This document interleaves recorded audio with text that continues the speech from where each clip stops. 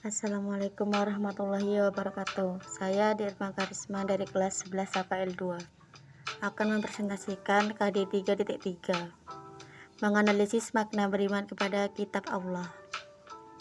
Makna beriman kepada kitab Allah adalah meyakini, mempercayai, dan memiliki ketetapan hati bahwa kitab Zabur, Taurat, Injil, dan Al-Quran merupakan kitab yang turun dari sisi Allah, dengan cara mengimaninya secara tafsil maupun ijmal, membenarkan segenap kabar berita yang masih murni, serta mengamalkan segenap hukum yang terkandung dalam kitab suci tersebut selama belum dihapus oleh Allah Subhanahu wa Ta'ala.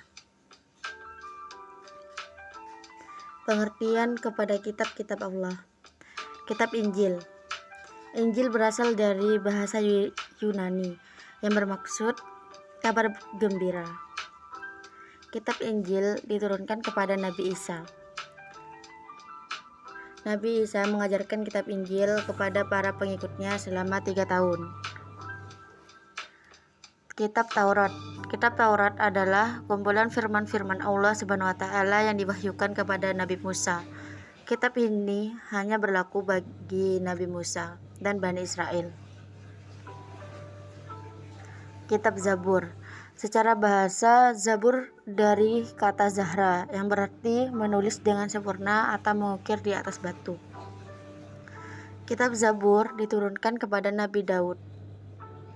Hal ini dikisahkan dalam firman Allah dalam surat Al-Isra ayat 55 yang artinya, "Dan Tuhanmu lebih mengetahui siapa yang ada di langit dan di bumi, dan sesungguhnya telah kami lebihkan sebagai nabi-nabi itu atas sebagian yang lain, dan kami berikan Zabur kepada Daud."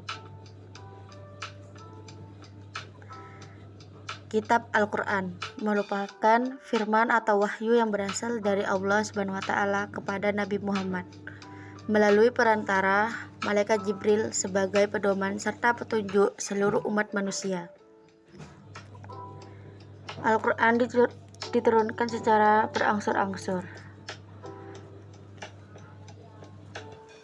sesuai ashabul nuzulnya, yang terdiri dari 30 juz, 114 surat, dan 6.236 ayat. Kedudukan dan fungsi kitab-kitab Allah. Hubungannya dengan Allah Subhanahu wa Ta'ala dapat dilihat dari firman Allah yang berbunyi, "Dan aku tidak menciptakan jin dan manusia agar mereka memujiku."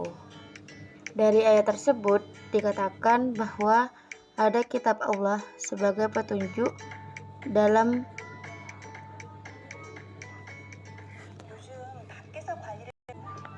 sekiranya tidak ada kitab Allah sebagai petunjuk dalam hubungannya untuk memberikan petunjuk kepada manusia mengenai cara mengabdi kepada Allah Subhanahu wa Ta'ala, maka diutuslah nabi-nabi untuk menjelaskan masalah pengabdian dalam ajaran Islam. Hal-hal yang terkait dalam masalah tertuang pada surat Al-Baqarah ayat 37 sampai 38. Ayat-ayat tersebut menunjukkan suatu pedoman dalam rangka beriman kepada Allah dan Rasul-Nya. Manusia sebagai pengemban risalah wajib beriman kepada kitab-kitab suci Allah dan memahaminya, karena kitab suci Al-Quran adalah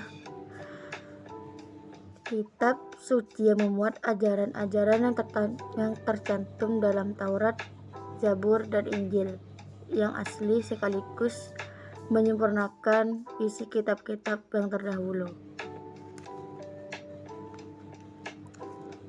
Sebagai pedoman hidup dalam hubungan dengan diri sendiri, menjadi suatu yang sangat rumit untuk menguraikan tentang hubungan manusia dengan dirinya karena tidak ada garis pemisah. Oleh karena itu, sebagian besar orang hampir melupakan keberadaan dirinya, bahkan banyak pula yang tidak menyadari kejadian asalnya. Dari apa yang diciptakan sehingga Allah Subhanahu wa Ta'ala mengingatkan dalam firman-Nya, dan juga pada dirimu sendiri, maka apakah kamu tidak memperhatikan dengan memahami keberadaan dirinya sebagai makhluk Allah? Maka Manusia sadar tentang fungsi dan aktivitas dalam dunia ini agar terhindar dari kehidupan yang tidak baik. Maka kita harus berpegang teguh pada ajaran yang membuat dalam kitab-kitab Allah dengan cara mempelajari isi Al-Quran sebagai pedoman hidup dalam hubungan dengan sesama manusia. Tidak dapat dipungkiri lagi bahwa setiap manusia di dunia ini membutuhkan orang lain sebagai mitra dalam kehidupannya, karena tidak seorang pun bisa hidup tanpa bantuan orang lain. Itulah sebabnya manusia selalu membutuhkan manusia lain dalam kehidupan, tanpa memandang agama, bangsa, derajat, serta tingkat sosialnya, agar dalam pergaulan bisa berjalan dengan baik dan harmonis, sehingga tercipta rasa hormat, menghormati, saling menghargai, dan menjalani persahabatan. Maka perlu adanya pedoman dan petunjuk Allah Subhanahu wa Ta'ala yang terdapat dalam kitabullah. Selain itu, karena kandungan kitab Allah Subhanahu wa Ta'ala bagi manusia dari segala aspek kehidupan, sebagaimana risalah Rasulullah SAW yang bersifat universal sebagai pedoman hidup manusia dalam hubungan dengan alam lingkungannya. Kitab-kitab Allah Subhanahu wa Ta'ala mengajarkan sebagaimana menjalin hubungan dengan sesama manusia, juga mengajarkan bagaimana mengolah dan memanfaatkan lingkungan hidup alam untuk kesejahteraan dan kesehatan manusia itu sendiri. Dalam memanfaatkan kehidupan ini, manusia dapat terlepas dari peraturan Allah yang berlaku di Allah semesta. Tetapi pemanfaatan tersebut dapat disesuaikan dengannya agar menjadi rahmat bagi kehidupan manusia sesuai dengan universal ajaran kitab Allah Subhanahu wa Ta'ala sebagaimana dijelaskan dalam Quran surat Al-Arbiyah. Pentingnya beriman kepada kitab-kitab Allah. Pertama, beriman kepada kitab Allah mendatangkan kebahagiaan dunia akhirat. Dalam kitabnya mengatur agar iman seorang hamba berbuat hasil yang terpenting adalah kebahagiaan di dunia dan akhirat. Kedua, adanya keberkahan dan nikmat yang tak terhingga. Ketiga, memberikan kenyamanan dalam kehidupan dengan bimbingan Allah dalam kitabnya. Hikmah beriman kepada kitab-kitab Allah. Mendapatkan petunjuk Allah. Orang yang percaya kepada kitab-kitab Allah akan mendapatkan balasan dari Allah Subhanahu wa Ta'ala berupa ganjaran.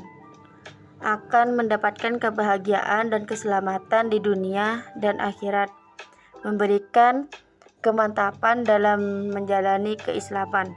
Dapat terlepas dari kesesatan. Menjadikan manusia tidak kesulitan. Kehidupan manusia menjadi aman, tentram, damai, dan sejahtera. Khususnya Al-Quran, mendapat ilmu pengetahuan yang luas.